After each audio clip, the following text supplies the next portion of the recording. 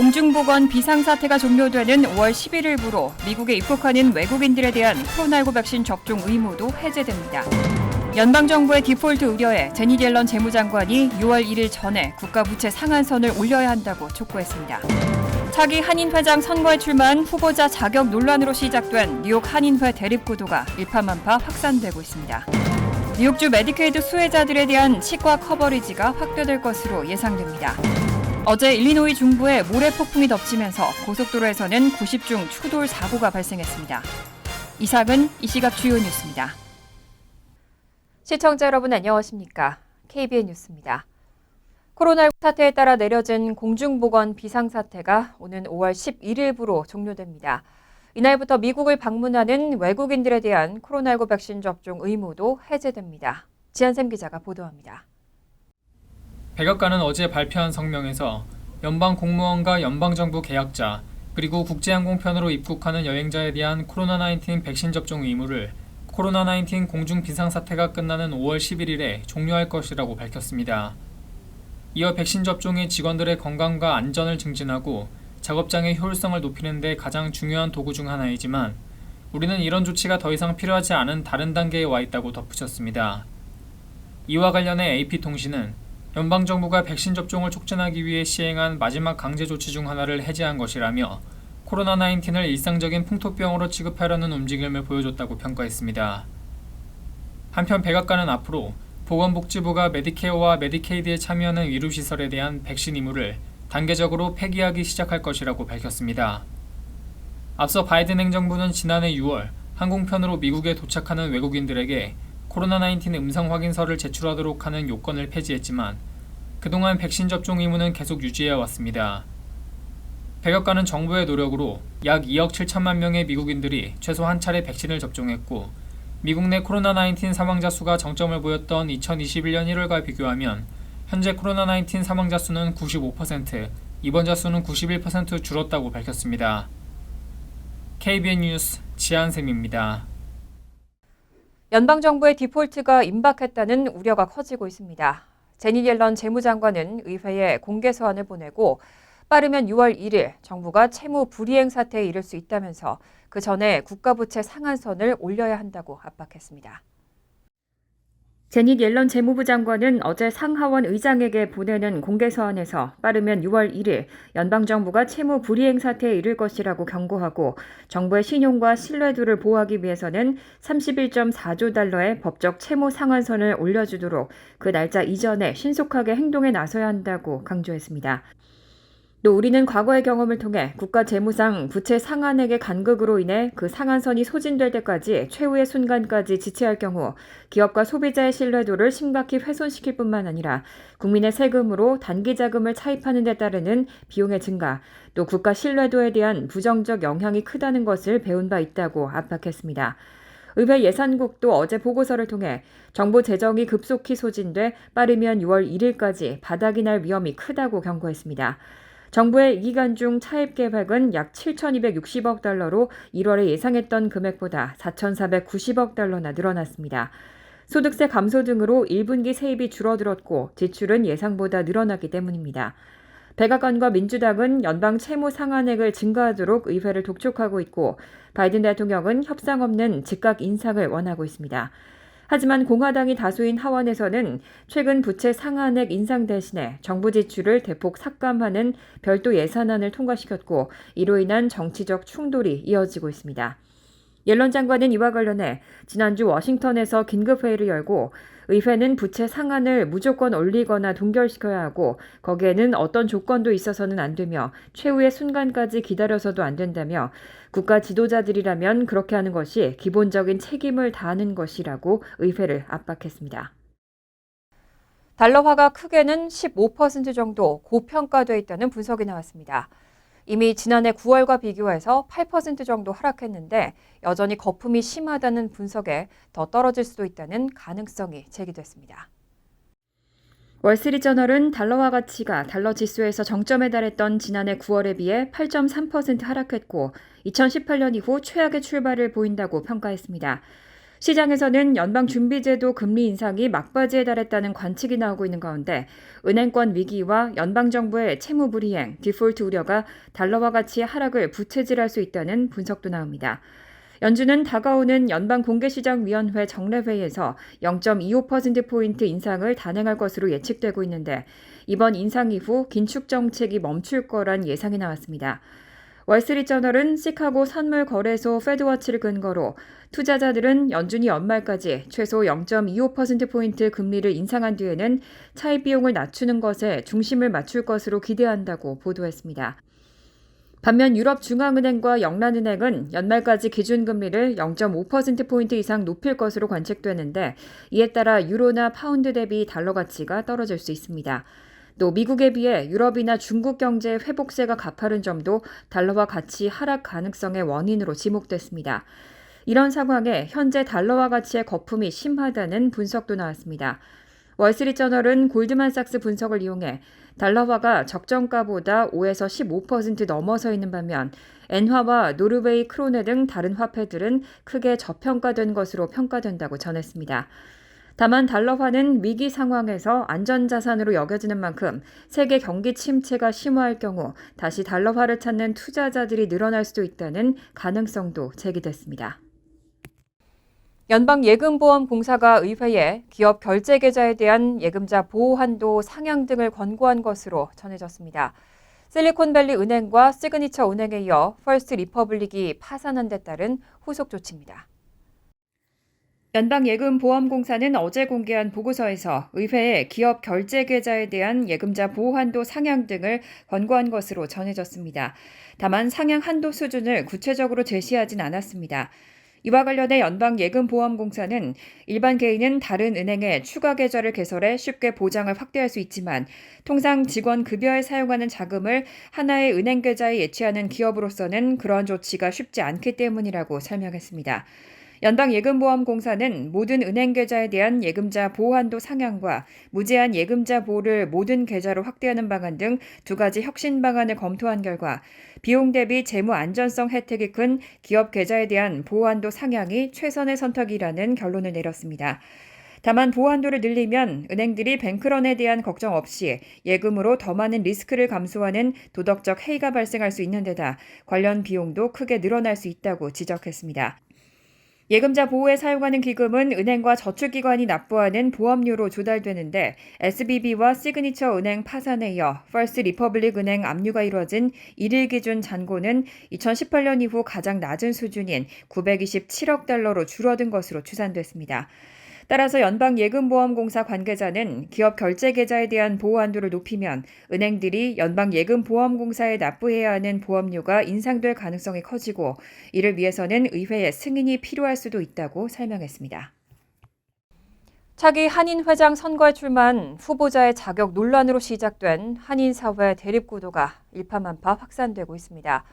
어제 정상화위원회와 비상대책위원회의 출범 소식을 전해드렸는데요. 오늘 7명의 역대 회장들이 비대위 출범에 반대하는 성명을 발표했습니다. 역대 회장단도 둘로 갈라져 대립하게 됐습니다. 지한샘 기자입니다. 뉴욕 한인회의 갈등 구도가 더 복잡해졌습니다. 찰스윤 전 회장을 위원장으로 한 정상화위원회와 변종덕 전 회장을 위원장으로 한 비상대책위원회가 대립하고 있는 가운데 오늘 7명의 역대 회장들은 성명서를 발표하고 변종덕 회장의 비대위를 인정할 수 없다고 밝혔습니다. 다른 의견을 가진 역대 회장들이 목소리를 내면서 역대 회장단마저 대결 구도가 됐습니다. 이세목 역대 회장단 협의회 의장은 현 비대위를 구성하기로 의결했던 지난 4월 22일 회의는 의장인 본인이 소집한 것도 아니었고 회칙도 지켜지지 않아 역대 회장단 회의가 아닌 일부 전직 회장들의 사적인 모임이라고 밝혔습니다. 뉴욕 한인회 회칙 제50조에 따르면 역대 회장단 회의는 역대 회장 총원의 3분의 2 이상이 참석해야 하고 3분의 2가 찬성해야 안건을 의결할 수 있다고 되어 있는데 지난 4월 22일 회의는 이 회칙조차 지켜지지 않았다는 주장입니다. 역대 회장단 측은 지난 3월 7일 회칙에 따라 찰스윤 전 회장을 위원장으로 하는 정상화위원회를 구성했고 지난 4월 30일로 윤 전 회장의 임기가 끝난 만큼 정상화위원회가 차기 회장이 선출될 때까지 한인회 운영을 맡게 될 것이라고 밝혔습니다. 역대 회장들은 38대 회장 선거를 둘러싸고 한인 동포사회 분열이 심화되고 있는 상황을 매우 안타깝게 생각한다며 비대위를 임의로 구성한 6명의 전직 회장들은 비대위를 해산하고 더 이상의 혼란 사태를 멈춰달라고 당부했습니다. KBN 뉴스 지한샘입니다. 그동안 발치만을 중점적으로 커버하고 있다는 지적을 받아온 뉴욕주 메디케이드 수혜자들에 대한 치과 커버리지가 확대될 것으로 보입니다.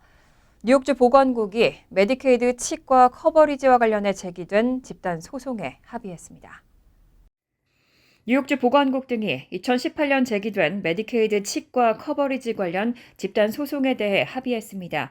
당시 이 소송을 제기한 10여 명은 메디케이드가 수천 명의 저소득 뉴욕 주민들에게 의학적으로 필요한 치료조차 거부하고 있다고 주장한 바 있습니다.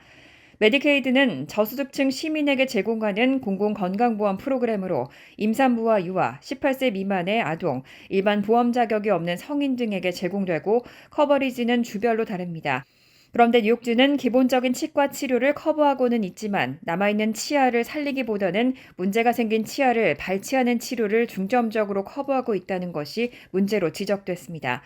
따라서 메디케이드 수혜자 가운데서는 치아가 문제될 때마다 이를 뽑아 틀니에만 의존하는 경우도 있고 사회생활이 어려운 경우가 많다는 지적이 제기돼 왔습니다. 따라서 해당 소송은 치아 건강이 신체뿐 아니라 정신건강, 직업을 찾거나 관계를 유지하는 능력에도 영향을 미치기 때문에 필수적인 치료라며 뉴욕주 메디케이드가 발치 치료만 커버해왔다는 지적으로 제기된 겁니다. 또 부러지거나 분실된 의치를 교체할 때엔 의치가 8년 이상 된 경우에만 보장됐고 임플란트는 전혀 커버되지 않는다는 지적도 있었습니다. 다만 주 보건국은 이번 합의에 따른 자세한 입장이나 커버리지 내용은 아직 공개하지 않았습니다. 외로움이 흡연이나 비만만큼 공중보건에 심각한 위협을 제기하고 있다는 경고가 나왔습니다. 갈수록 사회가 분열되고 디지털화되는 가운데 다른 사람들과 함께 보내는 시간을 갖는 게 중요하다는 연구 결과가 나왔습니다. 비백 머피 미 공중보건의단 단장은 최근 외로움이 흡연이나 비만만큼 공중보건에 심각한 위협을 제기하고 있다고 경고했습니다. 점점 분열되고 디지털화하는 사회에서 사람들이 다른 사람들과 좀 더 많은 시간을 함께 보내야 한다고 강조한 겁니다. 머피 단장은 미국 성인 중 반이 외로움을 겪는데 이는 우울증이나 불안감, 또 심장병이나 뇌졸중, 치매 위험을 더 높이는 등 정신적뿐만 아니라 육체적 건강에도 큰 영향을 끼치고 있다고 지적했습니다. 머피 단장은 미국의 촘촘한 사회망을 뜯어고칠 집단적인 노력이 요구된다면서 아동들에게 건강한 관계 구축법을 가르치고 친척, 친구 및 동료와 더 많은 이야기를 나눠야 하며 대인 교류를 희생시키는 온라인과 사회관계망에 지금보다 덜 시간을 할애해야 한다고 촉구했습니다.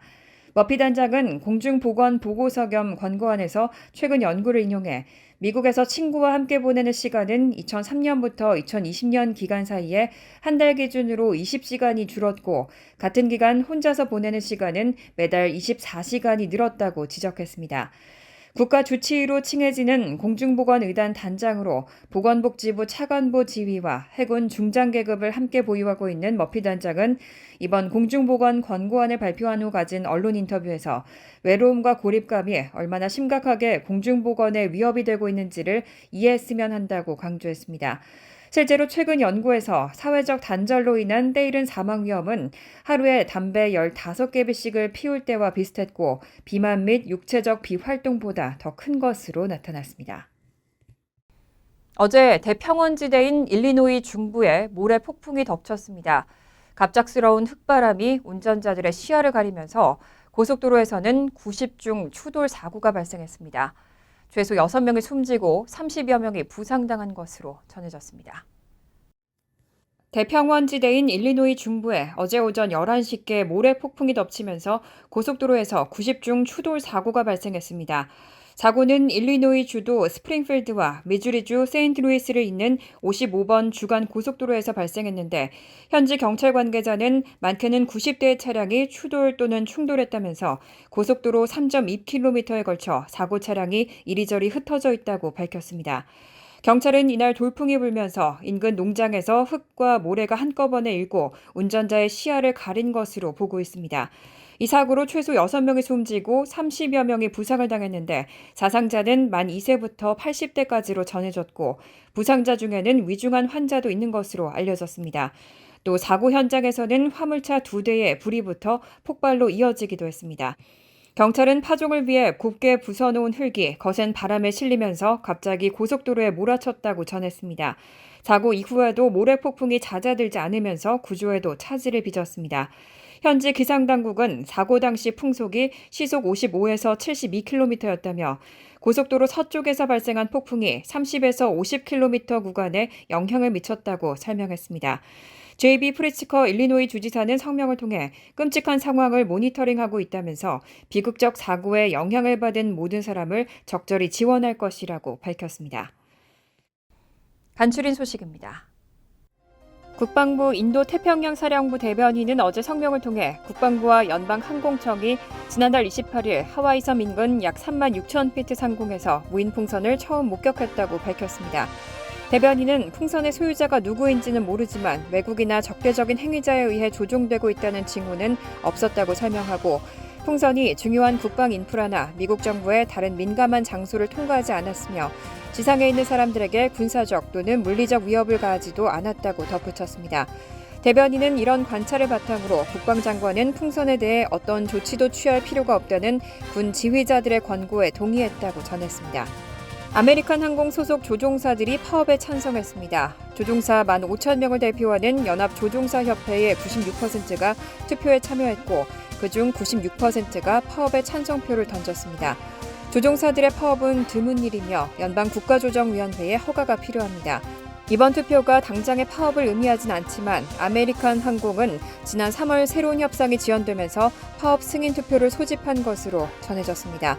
아메리칸 항공 대변인은 투표 결과를 존중한다며 협상의 결승선을 눈앞에 두고 있고 몇 가지 완료해야 할 소수의 이슈가 남았다고 밝혔습니다. 뉴저지 한인상록회가 제22회 효행상 수상자를 발표했습니다. 올해 장수상에는 팰리세이즈파크 시니어 아파트에 사는 김보희 할머니가 선정됐습니다. 김 할머니는 1923년 4월 23일생으로 최근 100세를 맞았습니다. 아울러 장한 어머니상은 정은순, 이기수 씨 2명이 선정됐고 효녀상은 김미령, 정이경 씨가, 효자상은 전경엽 씨가 수상합니다. 사회봉사상에는 손종만 뉴저지 내일협회장 등 9명의 개인과 단체에 돌아갔습니다. 상록회는 오는 6일 오전 11시부터 뉴저지 해켄색에 있는 필그림 선교교회에서 제22회 효행상 시상식 및 문화축제를 개최합니다. 뉴욕시 교통국은 어제 시 전역 13개 공영 주차장에 50개의 급속 충전기를 설치한다고 밝혔습니다.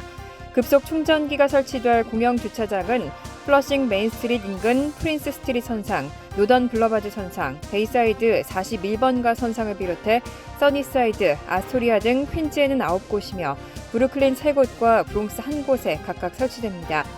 뉴욕시는 오는 2030년까지 차량 공유 서비스들의 운영 차량 10만 대를 전기차로 전환하고 2035년까지 모든 뉴욕 시민들의 거주지 반경 2.5마일 이내에 급속 충전기 설치를 계획하고 있습니다.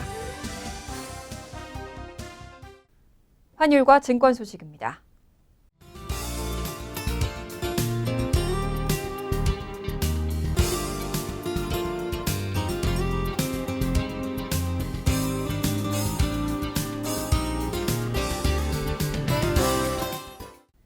이어서 날씨입니다. 수요일은 구름이 많은 가운데 때때로 소나기 내릴 가능성이 있습니다. 낮 최고 기온은 54도, 섭씨 12도, 밤 최저 기온은 47도, 섭씨 8도로 예상됩니다. 목요일 역시 흐린 가운데 때때로 소나기 내릴 가능성이 있습니다. 금요일은 대체로 화창하겠습니다. 이상으로 KBN 뉴스를 마칩니다.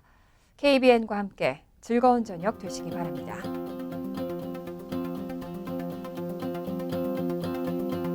미 동부 최대 한인방송 KBN이 제작하는 KBN 뉴스는 웹사이트 mykbn.com 그리고 유튜브와 페이스북에서 다시 보실 수 있습니다. 좋아요, 구독, 알림 설정은 뉴스 제작에 큰 도움이 됩니다.